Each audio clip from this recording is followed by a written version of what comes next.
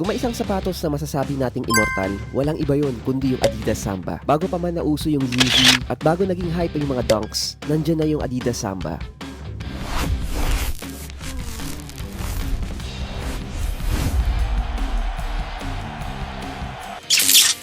Actually, ito ang second best-selling shoes ng Adidas of all time. Pumapangalawa lang sa Stan Smith. Pero alam nyo ba, ang pampormang sapatos na ito ay nagsimula sa putikan at yelo. Today, himay-himayin natin mahigit 70 years ng history ng sapatos na ito na naging uniform ng bawat henerasyon. Balik tayo sa Germany, year 1949. Si Adi Dassler, ang founder ng Adidas, ay may isang problema na gusto niyang isolve. Ang mga football players ngayon, hirap na hirap maglaro kapag winter kasi madulas ang field at puro yelo ito. Dito niya binuo ang unang version ng Samba. Pero plot twist, hindi siya mukhang sneaker noon mukha siyang mid-top leather boot na may spike sa ilalim para kumapit sa yelo. Bakit Samba ang pangalan niya? Noong 1950, may World Cup sa Brazil. Gusto ng Adidas na i-market ang sapatos doon, kaya pinangalan niya itong Samba after the Brazilian dance and music style noon para magmukhang exotic at catchy sa mga fans. And guess what? It worked. Habang tumatagal, nag-evolve ang Samba. Noong 1960s at 70s, naging favorite ito para sa futsal or indoor soccer. Dito na lumabas ang design na kilala natin ngayon. Yung T-toe, yung suede panel sa harap, hindi lang yung forma. Protection yun para hindi agad mabutas ang sapatos kapag sumisipa ng bola.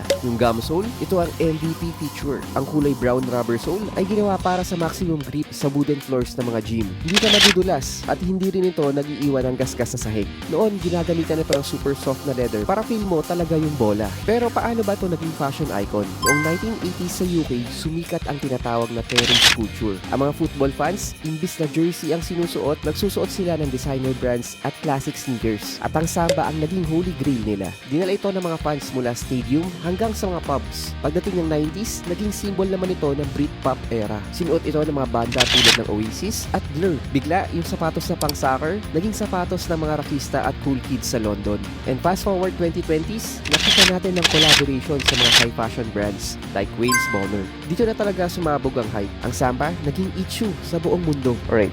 Very timeless talaga yung mga Adidas Samba, and sa mga nakakaalam since high school naka-Adidas Samba na ako, and wala lang, natutuwa lang ako dahil wala lang, nagbabalik yung Samba lalo na yung nawala si Yeezy sa Adidas. Ito talaga yung talagang pumalo talaga ng all-time high. Pero yung mga ganitong sapatos natin guys, super below SRP tayo ngayon Ang SRP ito 6,800 pesos, pero sa atin guys 5,295 pesos na lang tayo sa ganito guys. Maraming artista nagsusuot nito Daniel Padilla tayo, and even grabe yung mga Hollywood stars ang mga nagsusuot nito. Pogi naman talaga kasi black and white tapos gray. Talagang pasok sa lahat ng mga pormahan natin. So then guys, so that's our 2 cents for today. God is good all the time. See you on the next one. Cheers!